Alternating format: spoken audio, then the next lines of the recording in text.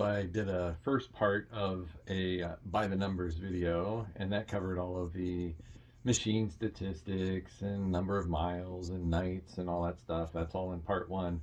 Part two here dives into the more non-traditional statistics, if you will, but it's still all about my Great Loop trip by the numbers. All right. With all of that out of the way, those are kind of the typical looper numbers. What I wanted to do is, as Paul Harvey, and boy, am I dating myself there, but as Paul Harvey used to say, and here's the rest of the story. And by that I mean, by the numbers, I'm going to go through some things that are maybe not your typical numbers. So let's start out with 4,124 and growing. And this is the number of likes or reactions in Facebook when I posted on the Great Loop Facebook group. Hey, I went gold and I'm on my way home to Omaha. Uh, I had, and I'm getting goosebumps here. I had amazing support from this group, from the AGLCA members, the loopers, from the boating community in general, and it just seemed like they were all pulling for me. And they really rallied around my message. My boat name was Why Wait, and people seemed to understand what that meant. Get out there and do it.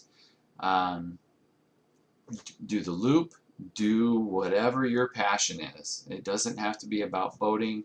It doesn't have to be about money, right? Go live your passions. So I'm still, I'm goosebumps literally here. Still so overwhelmed by all of the support and the positivity from the group. At various points, I was called an ambassador for goodwill. Encouragement to go out and do it, whatever it is. Why wait? Um, the Great Loop mascot and the most featured looper this year.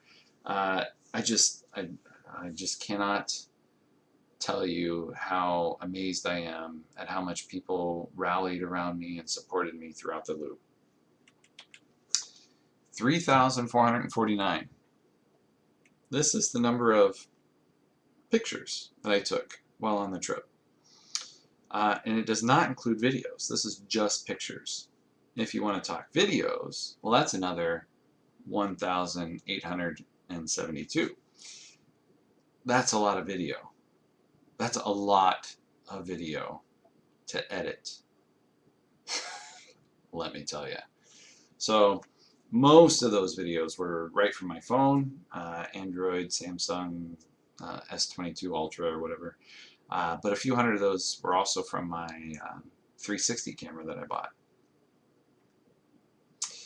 741. So this is the number of minutes of video that I edited and published up to YouTube during the trip.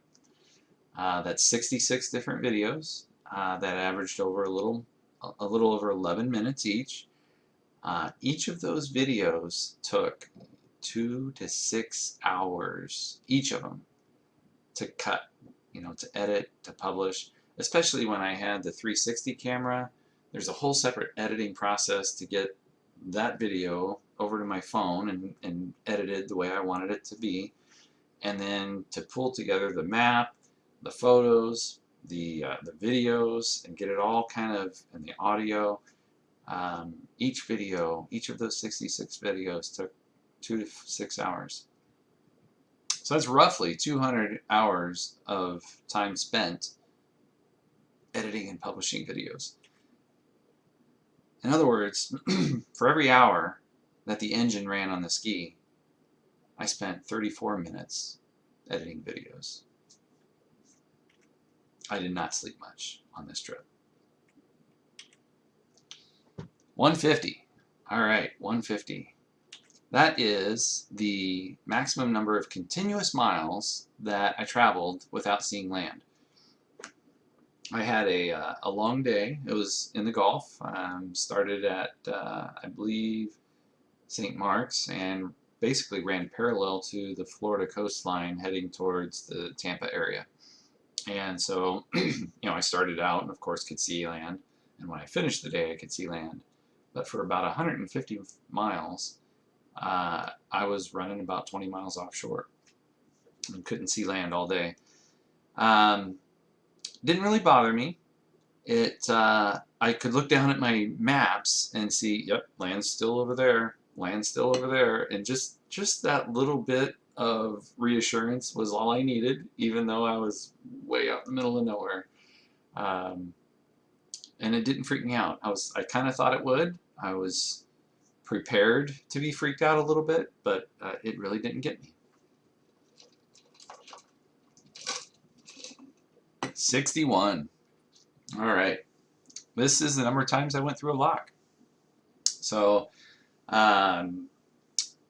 because I did not go into Canada and do the Trent Severn waterway where there's more locks there, this number may be different than most other loopers. I also went through the Mel Price lock 3 times because I ran up to Alton Marina at the beginning. But anyway, 5 hours was the longest wait I had, with another one at 4.5 hours. And that's a long time to wait at a lock, a very long time. And overall, I would say my timing with the locks was not great. Granted, there were quite a few times where I pulled right up and green light in and go. But yeah, I would say overall my luck was not very good. Probably should have called ahead more, just either by phone. My VHF radio didn't have great range, so but I could have called ahead by phone. I did that a couple of times and got a different answer than what reality was. They might have said, well, it'll be a 2-hour wait. Well, I went up an hour ahead, and yet they were getting ready to put the boats through and lock people through. So, oh well. Only one lockmaster harassed me a little bit, and it was a hard read, but he was like, yeah, I'm going to do you a favor. I'm not going to check you for contraband. And at first I thought he was joking, because I have a ski and just how much contraband can I have? But he gave no indication he was joking. And it was just an awkward moment. I just like, oh, okay. And I left it at that. So 61 locks. 36. So 36 was the number of PTO days, paid time off, vacation days, that I used while on the trip. Again, because I'm working full time, I had to burn all my vacation, or at least most of it. And so out of the whole trip, there were 72 work days, or weekdays. 36 were PTO days, so that's half. 19 of the days I worked. 11 days of unpaid leave. And so I really appreciate my employer, Team Software by WorkWave. WorkWave is a parent company now, for allowing me to do that. And then 3 holidays were in there, and 3 flex days, summer days, and a birthday day or whatever. So I burned through a lot of PTO on this trip, and that's what allowed me to do a lot of the trip, plus working. All right, 30. This is the furthest number of miles I was from land at any one point. And it was on Lake Michigan as I tried to make the cut from Saugatuck to Chicago, essentially. And I cut it at a diagonal. And that's an approximate number. It might be 28, might be 32. I didn't bother to hone it in exactly, but 30 miles is a long way to be offshore, out of sight of land, especially the seas were building. I had following seas, which is great, especially on a ski, but they were building. So by the time I got to Chicago, it was big. It was big water, and I was ready to get off the ski. All right, 24. This is the number of gallons of extra fuel I carried in those 4 gas jugs. And again, that just gave me an incredible amount of flexibility. I didn't have to stop for fuel every day, and I didn't have to worry about where to stop for fuel. Generally, wherever I stopped for the evening was a marina, and I could refuel there at the marina and not have to worry about a midday stop. And that was great. I was able to very easily pick up a jug out of the rack, and with my jiggler empty one of those 6-gallon cans in about 100 seconds. And I could do that in big water, and I did. Even in 4-foot seas, I was able to refuel out in the middle of big water. So most of the times, when there were marinas around, I didn't fill all 4. That's just carrying a lot of extra weight. But they did come in handy, all 4. I'd fill them for those big long treks, Hoppies to Paducah, and then the Missouri River. I certainly needed every bit of them. And so depending on the water conditions, I'd have a range of 200 miles to all the way up to 280 miles on the rivers. That's great. So huge shout out to Alan Curtis. He's a good friend of mine. I kind of worked on the design. We collaborated and kind of tweaked it a little bit, and then he brought it to life. He's industrial equipment repairs his business, and he does metalwork a lot, so he had the tools and the know-how, and his craftsmanship was second to none. Kind of a perfectionist, and so he really gave that rack a lot of love, and it paid off. I did not worry a bit about that rack going anywhere. It was locked into that ski, and zero worries about that rack going anywhere. 21. This is the number of states that I traveled through on the trip. And so I slept in 16 of those states. A few of them I didn't sleep in them. But and then I also rode into Canada a little bit. Straddled the U.S.-Canada border in several different areas. I never stopped in Canada, didn't go through customs or anything like that. Yeah, 21 states. 19 is the number of hosts that I stayed with. I knew 4 of them before going on this trip, but that means 15 people reached out on Facebook and offered me a place to stay. And this was almost all of it was after the trip started. And it's so very weird to say yes to a total stranger of staying in their house. But I met them on the internet, so that makes it okay, right? Before I left on the trip, I talked to my wife about this, and I said, on this trip, I'm going to say yes to when people offer me things that make sense. And if hosts reach out, I'm going to say yes. And it's a lot of faith in humanity. Now it's also the boater community, and it's people that have houses on the loop. They're generally going to be nicer houses or whatever. And they took a gamble on me, right? Especially early on when I was a little bit more of an unknown. And so it was amazing. I am so glad they offered and that I said yes. Hopefully a lot of great friendships formed through those days. I'll tell a funny story of, if people offer, I'll say yes. There was one time when I told that story that, hey, if people offer, I'm saying yes. And somebody said, you want some weed? It's like, no. Okay, I'll decline that one. No. Anyway, just amazing people, kind, generous, all of them. So thank you. One of the most awkward things about staying with these hosts, especially the ones I did not know, was it was hot. right? I'm getting all this stuff off the ski. I am just drenched in sweat, lake water, Gulf water, salt water, whatever, you name it. I stink, and I know it. I had to have. And these hosts were being so gracious. Oh, come on in and sit down. It's like, I can't sit down on your furniture. Can I just go take a shower? Within 5 minutes of meeting someone, I'm in their shower. That is awkward. But it worked out. They understood. It was wonderful. It was great. 18.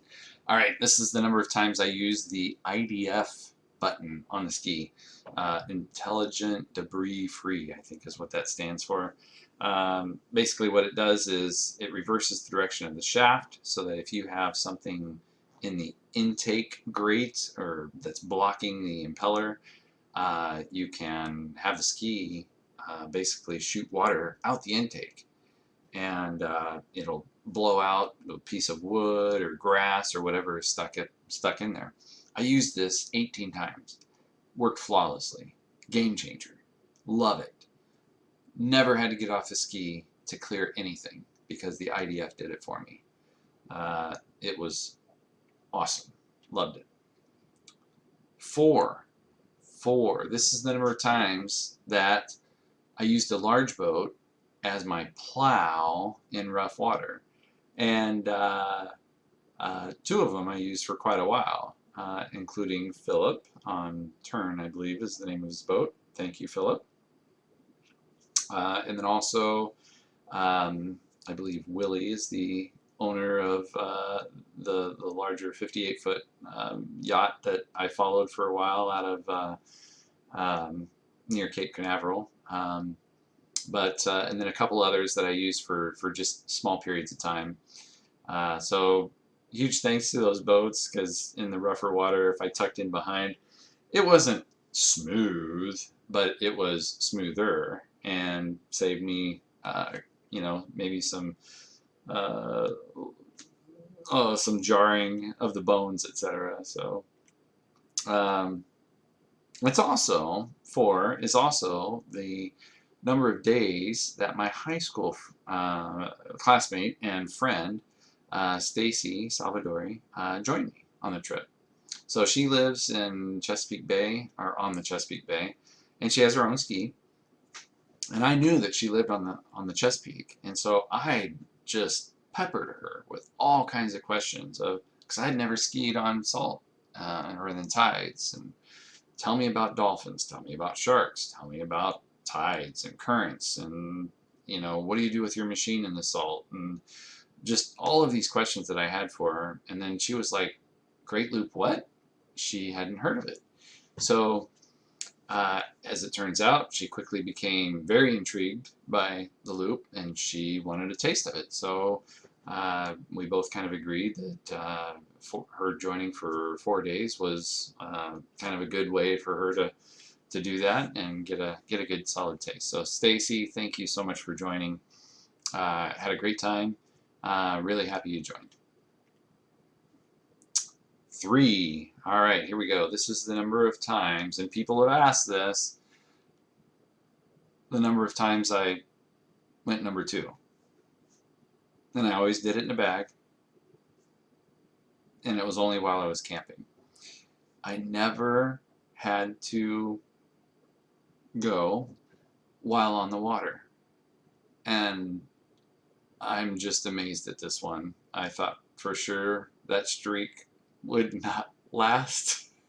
Okay, poor choice of words there.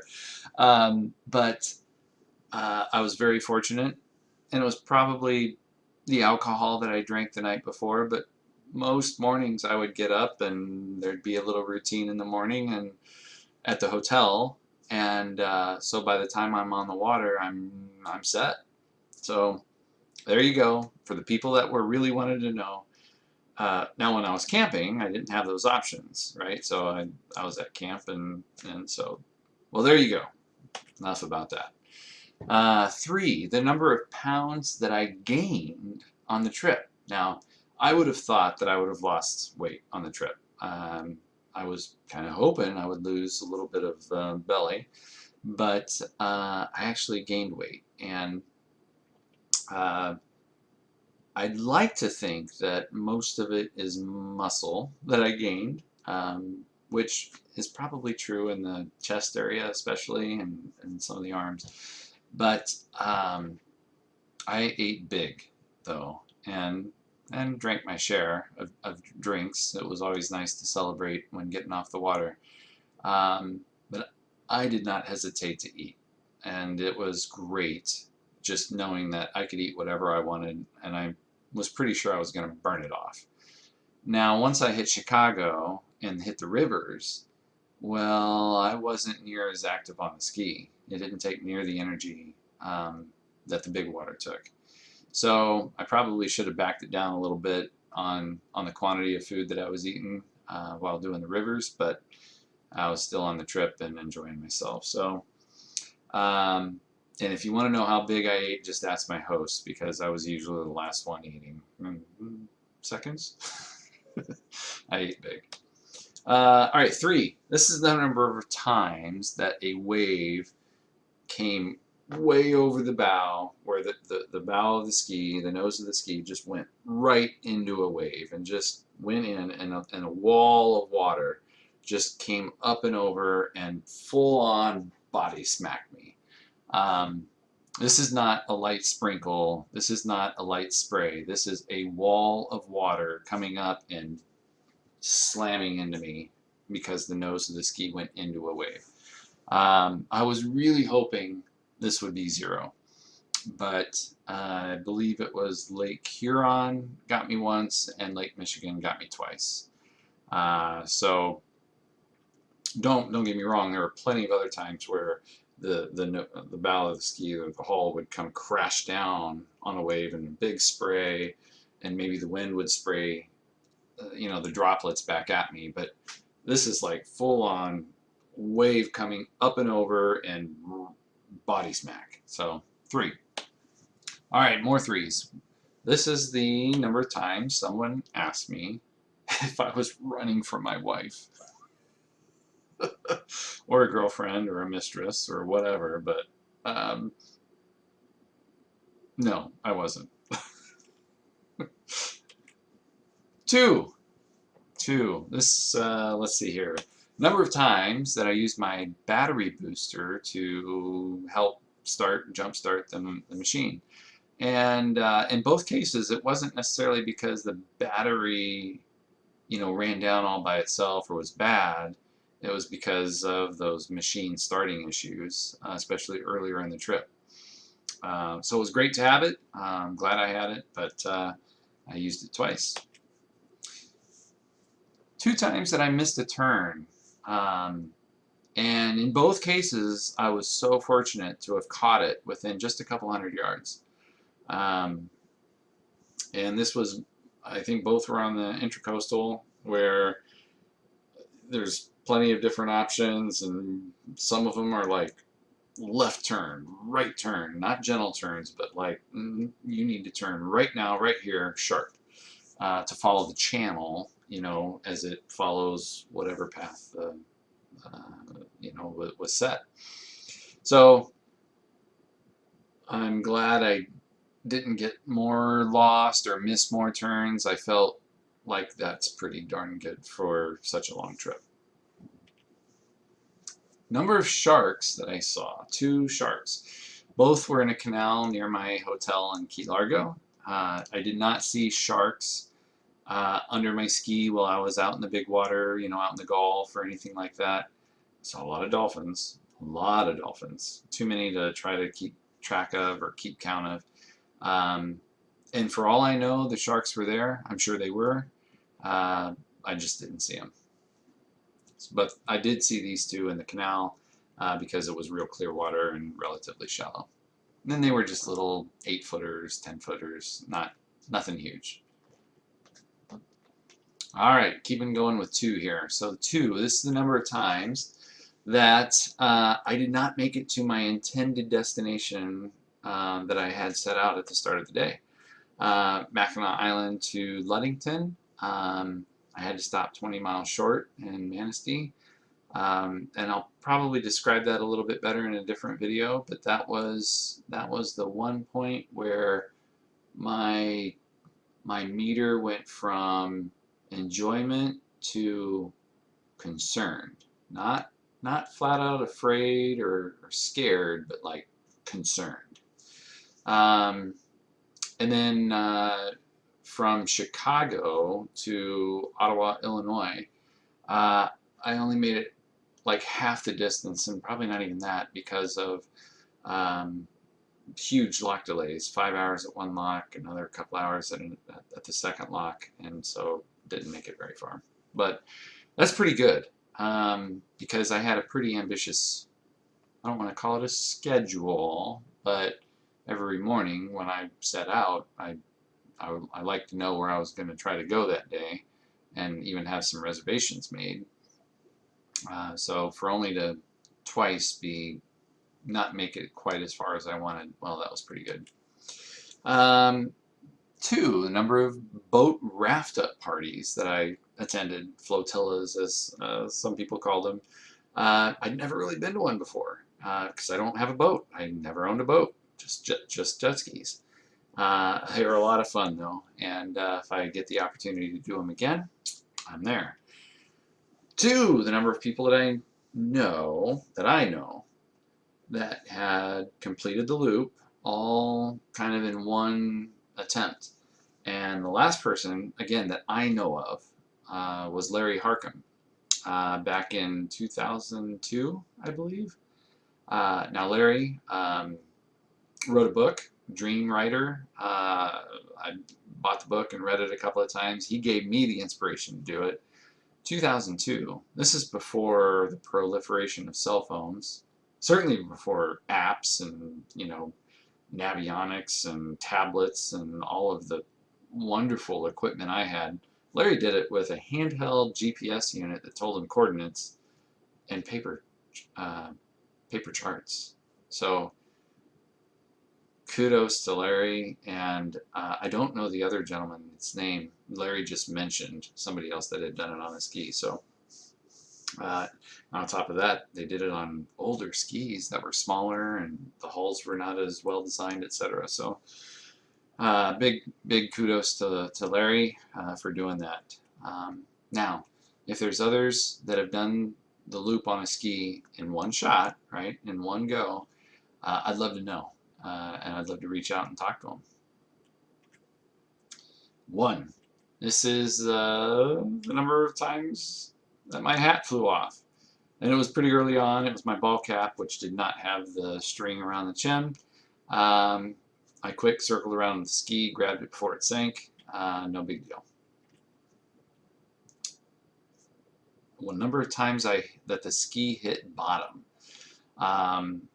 And this was going super slow, going into where I knew it was shallow, and it was at a host house, and he had one of those jet ski dry dock portals, and I knew it was shallow, and it did drag bottom for just a little bit getting in. Otherwise, I am extremely fortunate to have run through all of that intercoastal, especially New Jersey and parts of Georgia, where it gets pretty sketchy in terms of water depths or just shoaling and unpredictable, exactly where the channel is. So feel really great about that. Very fortunate. This is the number of times I had to change the spark plugs myself and not just have it done at a scheduled stop. And really, this is the number of times. That was the only issue I had with the machine, was the starting issue. It was a big issue, don't get me wrong. It really caused a lot of doubt every morning. Is this thing going to start? Is this thing going to start? Once we figured out why it was not, it was having trouble starting, and that was because there was too much weight on the back of the machine. It caused a back pressure issue. It would foul the spark plugs, essentially was what was going on. Once we figured that out, I would not fill up with fuel the night before and have so much weight on the machine overnight. After that, the machine ran really well. Didn't have the starting problems anymore. All right. Number of times I almost ran over a rope, and it was probably a 20-yard piece of twine that was laying uh, in the channel, and it had a magnet tied to it. So somebody was doing fishing, magnet fishing.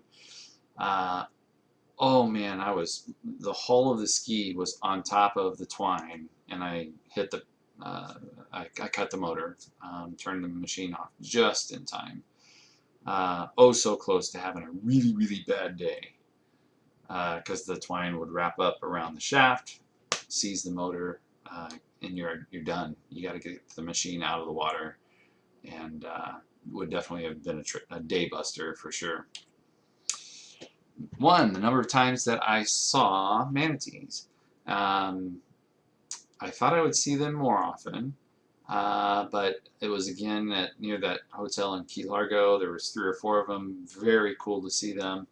Awesome experience. All right. And I kind of mentioned this earlier, one time where I was like full on concerned about the big waves I was riding in. And I never was at that scared level, but I was so concerned. This was Lake Michigan, coming out from Mackinac Island trying to get to Ludington.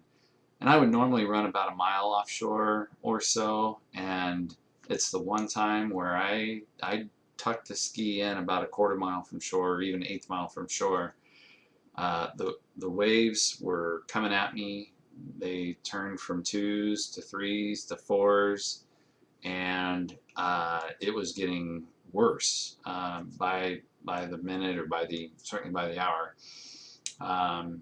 So much so that I was like, okay, if it gets really bad, then I'm just going to run the ski right up on the beach the ski, and at least be safe. Well, luckily, Manistee was the next town up, and I saw it and was able to tuck in at the inlet there and get to a marina for the night. Other than that, I rode in a lot of other big water, and it beat me up. It was punishment. It was difficult, but I wasn't like over the top. I was beat up, but I was not scared, if that makes sense. All right. Number of times I danced on a dance floor. And one of my hosts, we went out and we went to a marina bar or whatever, and so there was some other people that they were with, and they were out dancing. It's like, all right, I'll come join you. So now, someone has told me that there's no dancing allowed while on a jet ski, and I may or may not have always obeyed that rule. All right, number of times I was yelled at because of my wake. And this happened to me, this is that I know of. Okay, so if there's others, I apologize. I don't think there's too many. I always tried to be just like any other boat, right? Like, make sure that be responsible for your own wake, right? And so this happened very early on in the trip. It was on the ICW. Some guy, I didn't see him. He had his boat up against a floating dock, and I was just buzzing along, kind of still in river mode almost. And it was a good wake-up call. It was just like, okay, yeah, you really, really got to pay attention here and look around. So for the rest of the trip, to my knowledge, I don't believe, I offended anybody else with my wake. And of course, the jet ski's wake is relatively small. But again, I tried to be like any other boat and slow down where appropriate. The number of times I stayed in a hotel with roaches, and that is way too many times. Unacceptable. Didn't have any other choice. I'm not going to name the hotel, not going to go there, but just, yeah. All right, we're down to 0. This is the number of times I was pulled over by law enforcement of any type. I wasn't. this surprised me. I thought for sure I'd get even just the safety check where they make sure you've got all your equipment and all those things. Uh, I didn't get pulled over, especially with the 4 cans. I thought for sure the 4 jugs would be like a magnet, and they'd want to check me out. One sheriff did call me over to their boat, and I'm like, okay, here we go. But he's like, he just had 20 questions about the loop. You're doing the loop and the ski, that is so awesome. And then he just, all the questions of how are you doing it, and fuel economy, and awesome, great group of guys there. But anyway, so was not pulled over or inspected. Not zero number of times I fell off the ski or even just jumped in voluntarily. I never got off the ski except either on a beach or at the flotilla where it's 3 feet of water, right? That's essentially the same thing. In the Gulf, in the ICW, on the Great Lakes, never got off the ski. Even in super hot conditions, waiting in locks, never got off the ski. I did trial runs to make sure that on a fully loaded ski I could get back on, and I could do it, especially if I was super nimble and quick, but if I stumbled, then it could be a struggle to get back on. And so I did not want to risk it. There was no reason to get off the ski. If I was hot, I would just kind of dab water on my rash guard, and so never got off the ski. Did not turn a TV on this whole trip. Did not watch the news at a hotel room. Did not watch TV shows. I would use the TV as a second monitor. It doesn't count. That's not a TV. That's just a computer monitor at that point. Didn't use my phone. Didn't go to CNN or get news feeds, as notifications. None of that. I did watch weather, TV weather through my phone so that I could, get a good solid weather forecast, especially more of a national radar picture of coming up, but never the news, never any other channels or anything like that. I was unplugged in a big way, and it was wonderful. All right, more zeros. More times I got a sunburn while on the ski. I just simply could not afford to get a sunburn. If I were to get burned and then to try to go back out on the water the next day, it would have been horrible. It would have been miserable. So I lathered up so heavy in the mornings, and then every couple hours I would reapply sunscreen. Now, when on one of the vacations, I did get a little careless and got a little bit of a burn, but nothing too bad. Zero, number of times I felt afraid. We kind of went over this a little bit. Definitely concerned several times, but never really afraid. Even with no land in sight, I thought that might get me too. All right, this is a weird one. Number of times I got in a swimming pool or in a hot tub. And that's really weird because being in the South, and there are plenty of swimming pools around, right? I never got in one. And mostly because when I was done at the end of the day, last thing I wanted to be is wet. I wanted to get out of my swimsuit. I wanted to get in dry clothes, take a shower, be done for the day. Never got in a pool. All right, the last zero. No regrets. The trip was just an amazing, overwhelming success on almost every way. The ski held up once I got through the starting issues. Got so lucky with the weather. No major hurricanes or major storm systems that got me where I was at.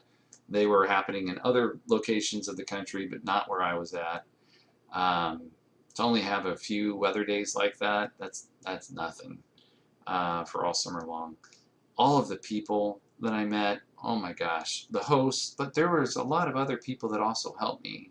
Just because I the 19 were the people that allowed me to stay on their boats overnight, but there's so many others that helped me, or that just, even just the fist pumps and things like that that people gave me, uh, the other loopers or the boating community, just, it was amazing. And then my family, of course, my wife and kids, um, thank you so much for the support and being understanding of yes, I was crazy to do this trip, but no regrets. So there it is, the trip by the numbers. Very long, sorry about that, but kind of a fun way to look at the trip. There'll be a couple other videos as well as I try to look back and see how the trip went. Thanks for following along.